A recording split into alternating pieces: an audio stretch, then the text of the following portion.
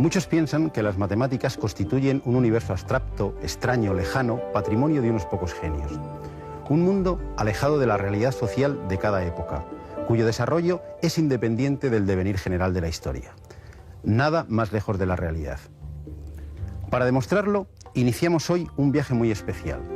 Un viaje con excursiones por el espacio y por el tiempo de ese universo matemático. Nuestro objetivo es descubrir las grandes ideas matemáticas y conocer a los genios que las han desarrollado. Seremos testigos de privilegio a lo largo de la historia de cómo el hombre ha aprendido a conocer y dominar el universo que le rodea, y gracias, en parte, a las matemáticas. Porque al fin y al cabo, eso es lo que significa la palabra griega matemáticas, aquello que se puede aprender.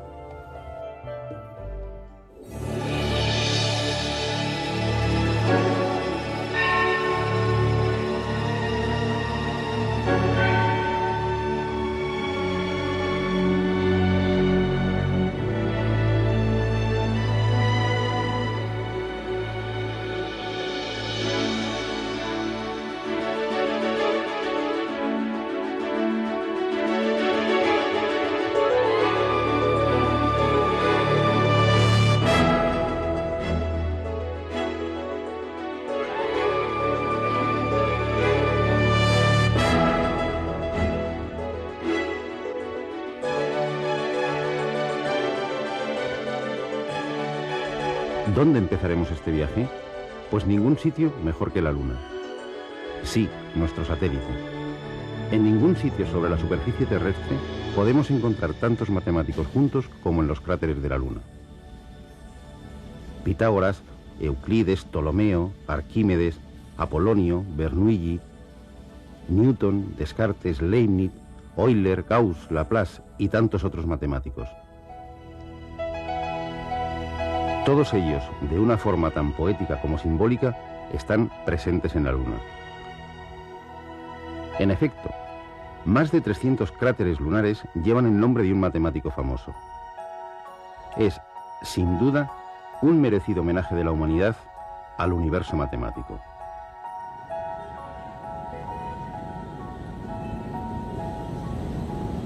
Pero volvamos a la Tierra.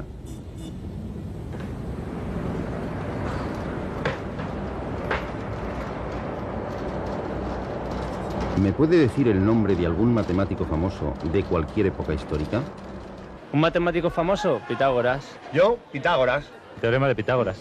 Pitágoras. Pitágoras. Sí, Einstein. Pitágoras. Pitágoras. Leibniz, Newton, Pitágoras.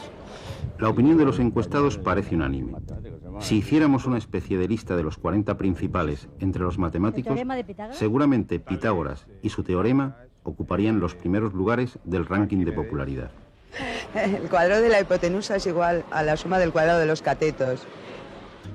Una de las frases más repetidas a lo largo de la historia en todas las lenguas.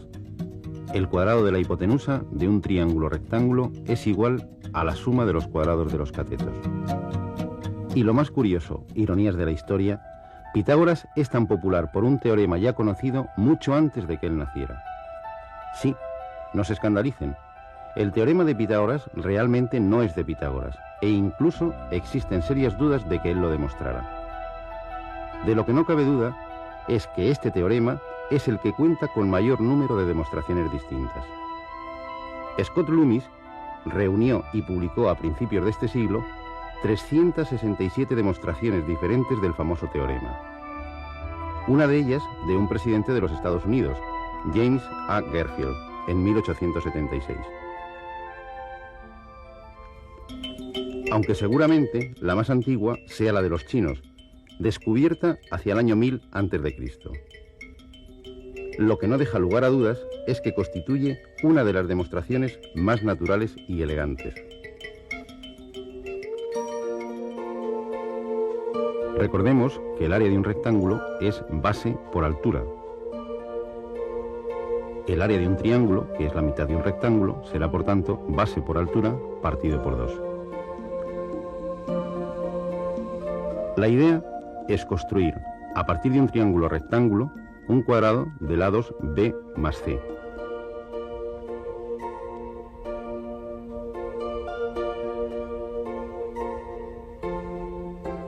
Su área será, por tanto, b más c elevado al cuadrado. Pero la figura está formada por un cuadrado interior, cuyo lado es a, y por tanto su área será a cuadrado, más 4 triángulos iguales al original, cuya área será b por c partido por 2. Por tanto, estas dos expresiones han de ser iguales.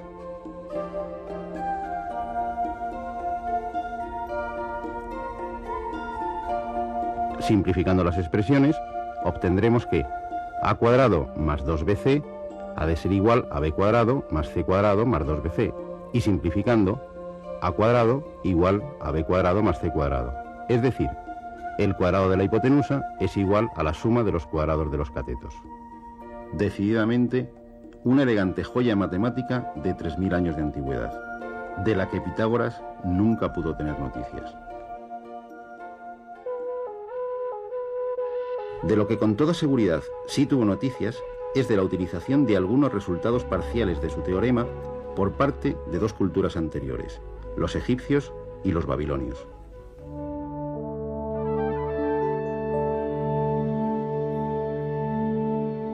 Aunque la vida y obra de Pitágoras estén envueltas en una nebulosa de leyenda, lo que parece claro es que nuestro personaje nació hacia el 580 a.C., en una de las islas griegas de Asia Menor, en Samos.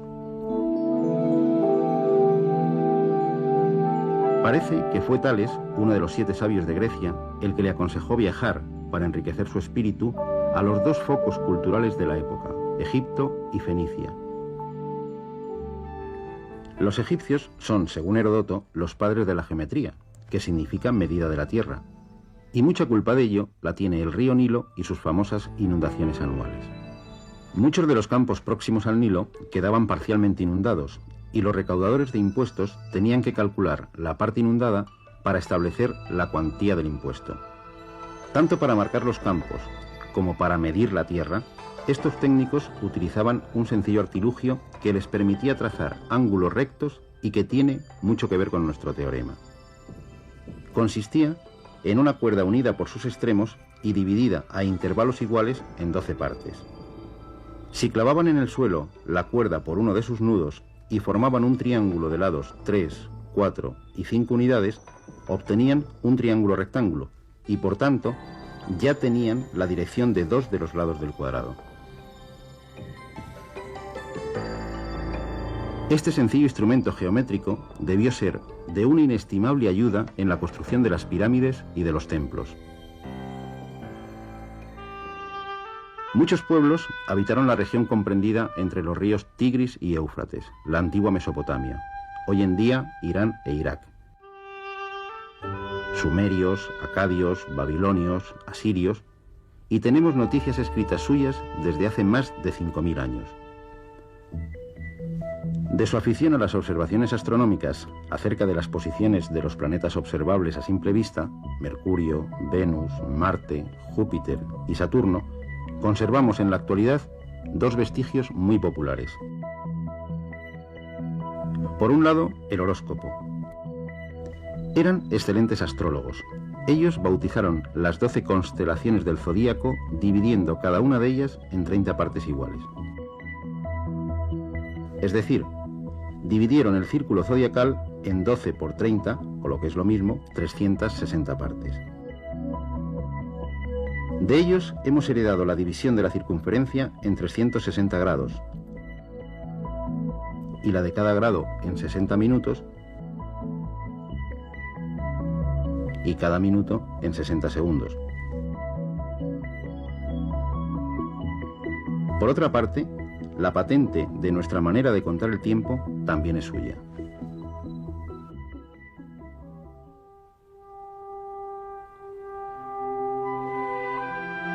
Los babilonios escribían sobre tablillas de arcilla con punzones. En algunas de las tablillas de escritura cuneiforme se han encontrado numerosas referencias de carácter matemático.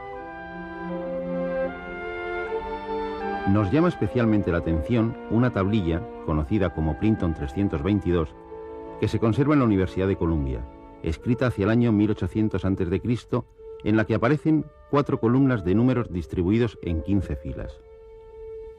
En apariencia, podía tratarse de algún tipo de anotación contable, pero descifrados los números, corresponden a la primera relación de ternas pitagóricas de la que se tenga conocimiento.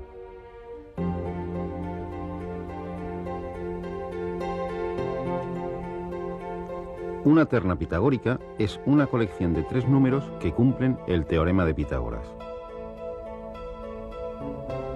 Los babilonios podían obtener las medidas de los lados de un triángulo rectángulo a partir de 2 números enteros, P y Q, haciendo A igual a P cuadrado más Q cuadrado, B igual a 2PQ y C igual a P cuadrado menos Q cuadrado, siendo A, B y C las medidas de los lados del triángulo. En esta tablilla, entre otros muchos datos, podemos ver reflejados los valores de los lados A y C de varios triángulos rectángulos, en el sistema sexagesimal, por supuesto. El lado B estaría en una columna que ya no se conserva. Analicemos una fila. El lado C viene expresado mediante 1,59, que traducido a nuestro sistema decimal significaría 1 por 60 más 59, es decir, 119. El lado A se puede calcular directamente de forma análoga. El lado B, el que no aparece, se puede deducir directamente de los valores expresados en la primera columna, en lo que aparece el cociente A cuadrado partido por B cuadrado. Decididamente, aunque no se haya encontrado ninguna tablilla con la demostración del teorema, parece bastante evidente que los babilonios conocían y aplicaban el teorema de Pitágoras 1000 años antes de que éste naciera. Por suerte para Pitágoras, esta tablilla no fue descifrada hasta el siglo XIX, aunque seguramente él tuvo conocimiento de los descubrimientos babilónicos en alguno de sus viajes por Asia Menor. ¿Es inmerecida entonces la popularidad de Pitágoras? Por supuesto que no. Para empezar, el término matemáticas, así como el de filosofía, se lo debemos a él. La figura de Pitágoras está envuelta en un halo de leyenda, de misticismo y hasta de culto religioso. Y no es tan extraño si pensamos que fue contemporáneo de Buda, de Confucio y de Lao Tse, los fundadores de las principales religiones orientales.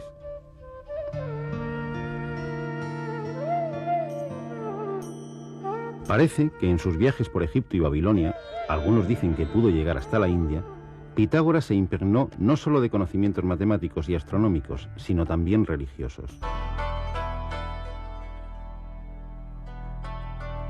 Tras estos viajes, retorna al mundo griego y se instala en Crotona, una ciudad al sur de Italia, región conocida en la época como la Magna Grecia. Allí funda una sociedad secreta de carácter religioso, filosófico y matemático que pronto alcanza un éxito notable contando con más de 600 adeptos entre hombres y mujeres. El rigor y ascetismo eran las normas morales y de conducta que tenía la sociedad en la que todo se compartía, no solo los bienes materiales, sino también los descubrimientos matemáticos.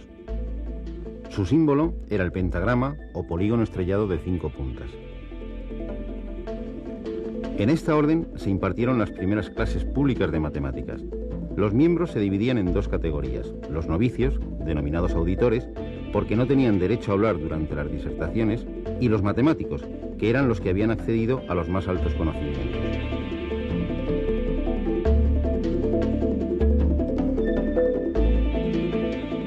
El secreto hacia el exterior era norma sagrada de la secta, y la divulgación de sus conocimientos matemáticos le pudo costar la vida a alguno de sus adeptos.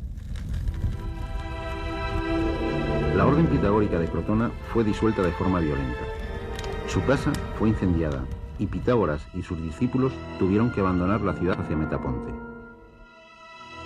Pero de lo que no cabe duda es de que su influencia se extendió por toda la cuenca mediterránea durante muchos siglos.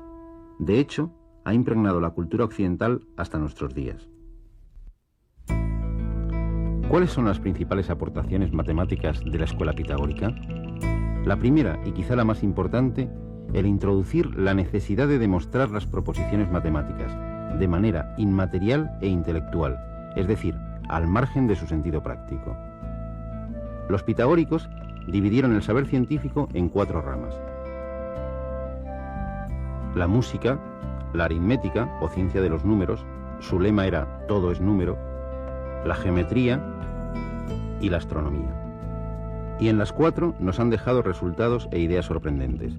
Para ellos, los números son entes abstractos, como ideas de la mente, con existencia propia al margen de los objetos que representan. Cuando hablaban de números, se referían a los números enteros y a las fracciones, es decir, números que se podían expresar como razón de dos segmentos que contenían un número entero de veces una misma unidad. De ahí nos viene el término número racional. Los pitagóricos fueron mucho más allá, colocando el concepto de número como principio y explicación de todo el universo. Uno de sus discípulos, Filolao, llegó a afirmar: todas las cosas que pueden ser conocidas tienen número, pues no es posible que sin número nada pueda ser conocido ni concebido. Atribuían a los números propiedades místicas. Pitágoras descubrió que existía una estrecha relación entre la armonía musical y la armonía de los números.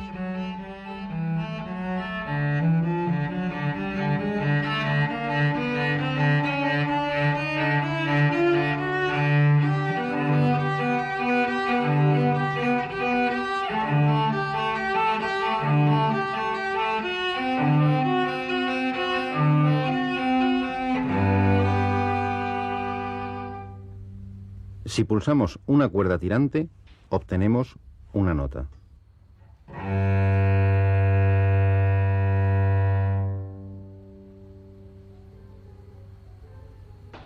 Cuando la longitud de la cuerda se reduce a la mitad,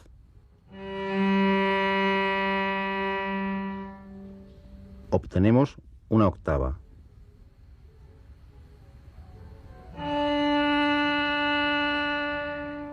Si pulsamos un tercio, obtenemos la quinta. Y si pulsamos un cuarto, obtenemos la cuarta de la quinta anterior.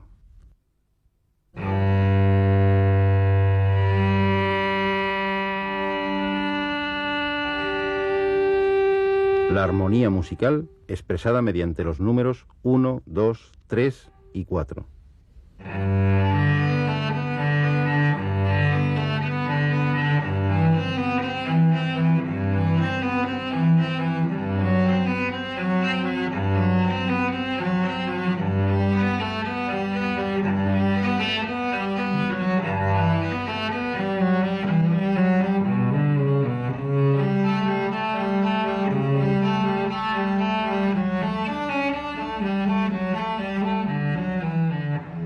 El número sagrado de los pitagóricos es el 10, el tetractis, el número del universo, ya que es la suma de todas las dimensiones, el punto, la línea, el plano y el espacio.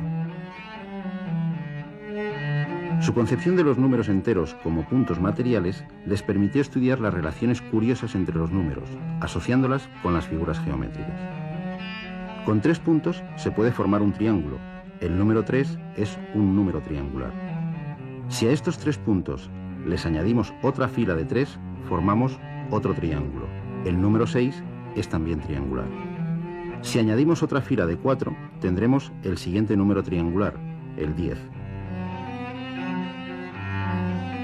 De forma análoga, 4 puntos forman un cuadrado, al igual que 9, 16, 25. Estos son los números cuadrados. De la misma manera se pueden obtener los números pentagonales o los hexagonales. Seguramente también es de origen pitagórico la idea de número perfecto. El 6 es un número perfecto, ya que la suma de todos sus divisores, salvo él mismo, es 6. 28 también es un número perfecto. Para encontrar el siguiente número tenemos que dar un gran salto. Es 496. No es tan fácil encontrarlo. En el libro 9 de los elementos, Euclides nos deja perplejos con su teorema 36, que proporciona un método original para encontrar números perfectos. Es este: si tantos números como se quiera, a partir de una unidad, se disponen en proporción duplicada hasta que su suma total resulte un número primo, el total multiplicado por el último número será un número perfecto. Pueden comprobar que 496 es un número de esta forma. Euclides nunca afirmó que estos fueran los únicos números perfectos, pero hasta hoy nadie ha podido encontrar un número perfecto que no sea de esta forma. En el terreno de la astronomía, los pitagóricos también dejaron su herencia a la humanidad. En este caso, una herencia que ha prevalecido como doctrina científica más de 2000 años, la teoría geocéntrica del universo. En efecto, los pitagóricos son los primeros que ofrecen un modelo cosmológico para explicar los fenómenos que vemos en el cielo. Situaron la Tierra como una esfera que ocupa el centro del universo, y girando alrededor de esta, la Luna, el Sol y los 5 planetas. La expresión música celestial quizá también sea un legado pitagórico, ya que colocaron a la Luna, al Sol y a los planetas en esferas cristalinas concéntricas con la Tierra, y cuyas distancias estaban en la proporción de la escala musical, de tal manera que cada astro viajaba por el espacio produciendo una nota característica.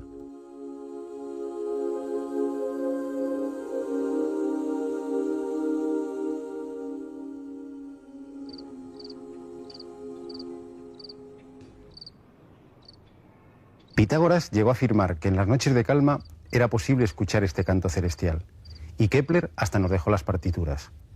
Pero lo que realmente colmó de gozo a Pitágoras fue la demostración de su famoso teorema, hasta tal punto que mandó sacrificar bueyes a los dioses. Por desgracia, el silencio impuesto a los miembros de la secta pitagórica nos impide conocer la demostración que encontraron, aunque suponemos que no será muy distinta de la que podemos hallar en los elementos de Euclides. Euclides se basa en una propiedad fácil de probar de las áreas de los paralelogramos. Si desplazamos el lado opuesto a la base sin variar su longitud a lo largo de una recta paralela a la base, obtenemos un paralelogramo de la misma área. Utilizando solo esta propiedad, se puede demostrar que el área del cuadrado de la hipotenusa es igual a la suma de las áreas de los cuadrados de los catetos. Disfrútenlo, sobran las palabras.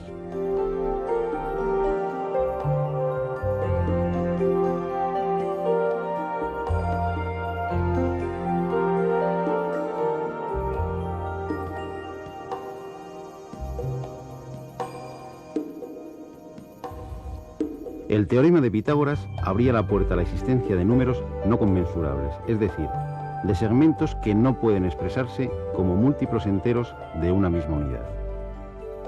En efecto, no hay ningún segmento, por muy pequeño que sea, que esté contenido exactamente un número entero de veces en el lado de un cuadrado del lado 1 y en su diagonal.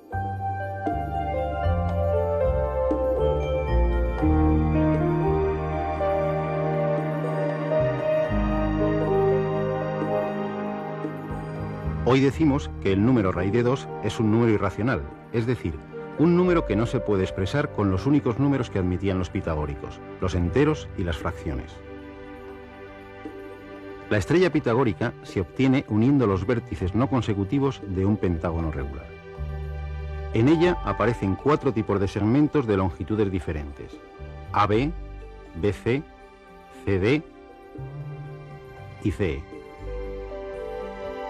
Para sorpresa de Pitágoras y de los matemáticos de todas las épocas, la razón entre AB y BC es uno de los números irracionales más famosos de la historia, el número áureo, phi igual a 1 más raíz de 5 partido por 2. Pero no termina aquí la ironía. La razón entre BC y CD también es el número de oro, y también la razón entre CD y CE. El propio símbolo de los pitagóricos es la demostración más hermosa de la existencia de otro tipo de números que ellos se negaban a aceptar.